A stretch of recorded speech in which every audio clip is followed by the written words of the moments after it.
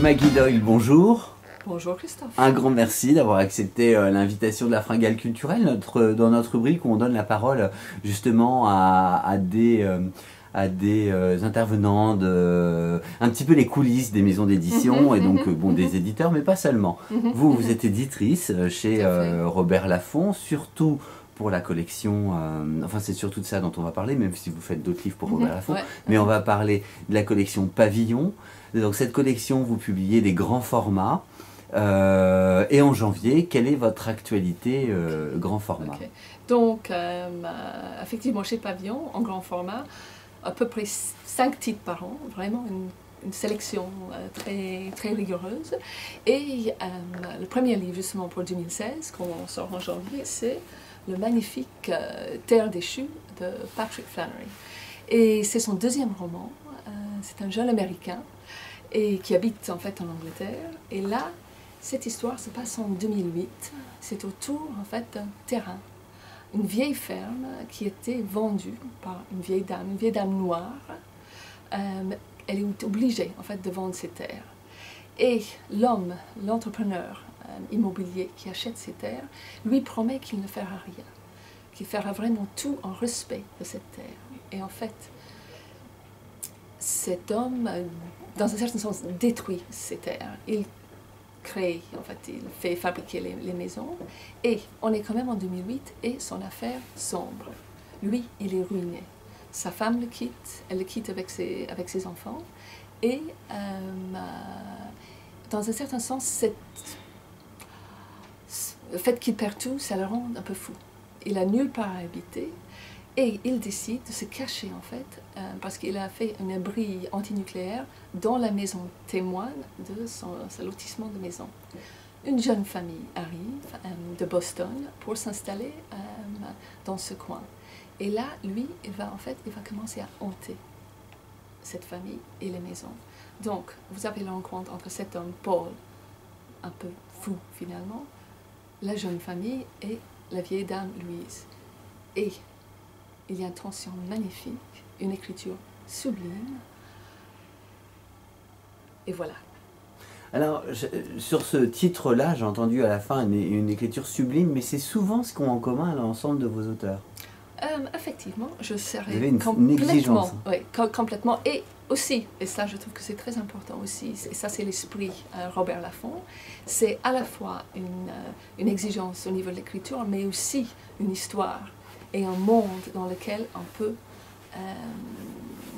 entrer et se retrouver.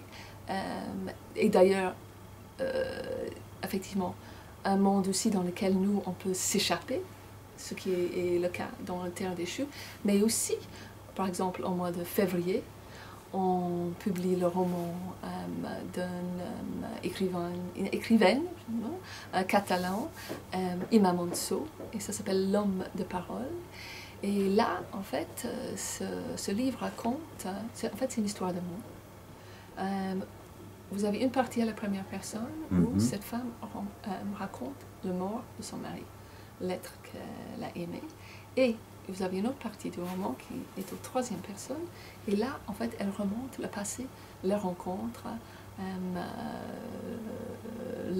toute leur passion, en fait, qu'ils ont vécue ensemble.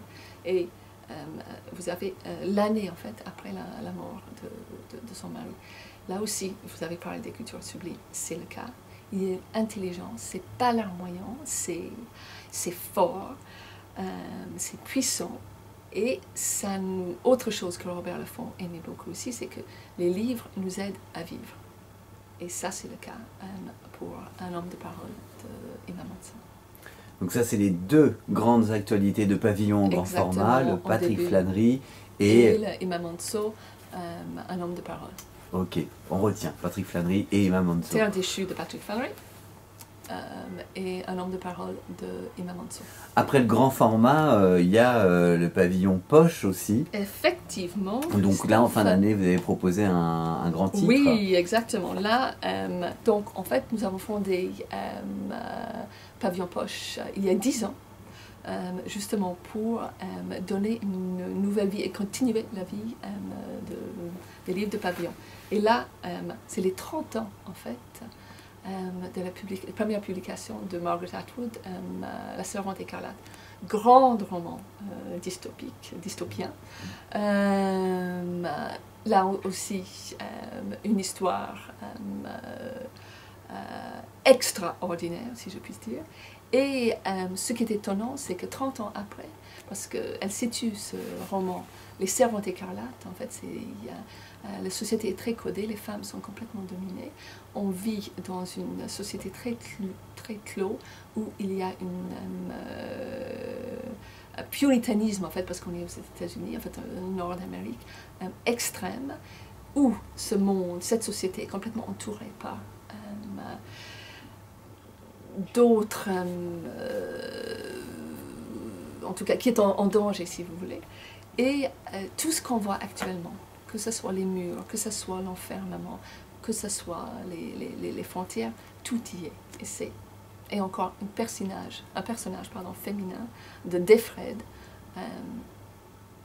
remarquable. Vraiment, vous conseillez La Servante écarlate pour les 30 ans. Exactement. Et avec une postface inédite de la grande Margaret Atwood, une grande auteure canadienne. Voilà. Le prochain projet de Pavillon Poche, c'est en février. Alors là, ça devrait créer l'événement. Effectivement, là aussi. C'est un roman culte. Hein. C'est un roman culte. Je crois que effectivement, c'est peut-être une définition en fait finalement du roman culte. C'était un des livres que Robert Laffont a défendu à sa publication en France, qui n'a pas marché tout de suite. Ça lui a pris 7 ans, vous vous rendez compte, pour que les gens, c'est avec la publication des nouvelles que les gens ont vraiment apprécié. Ça, c'est formidable d'entendre ça, parce qu'on se dit qu'il y a peut-être des bouquins qui prendront encore 7 ans Exactement. pour vivre. C'est ça aussi, le travail d'un éditeur, c'est de longue haleine, il faut être patient. Et ce grand roman aussi, qui est un roman de formation, d'initiation, le week-end où le jeune Holden Caulfield se retrouve juste avant Noël, il est viré de son collège UP et il descend à New York, et les aventures de Holden, et c'est l'adolescence, la jeunesse, en fait c'est magnifique. Universel, intemporel. Et encore une écriture magnifique. De Salinger. Exactement. L'attrape-cœur de J.D. Salinger. J.D. Salinger, en février. Et en février, complètement. Dans toutes les bonnes librairies. Celles qui ne l'auront pas. Hein. Et petit détail, c'est que là, la couverture que vous voyez là, en fait, c'est la couverture d'origine, en fait, la première couverture de Michael Mitchell. Et depuis, Salinger n'a pas voulu qu'il y ait des images sur ses livres. Donc voilà, donc c'est vraiment, on est très contente de pouvoir faire ce joli couverture pour ce beau livre. Et alors ?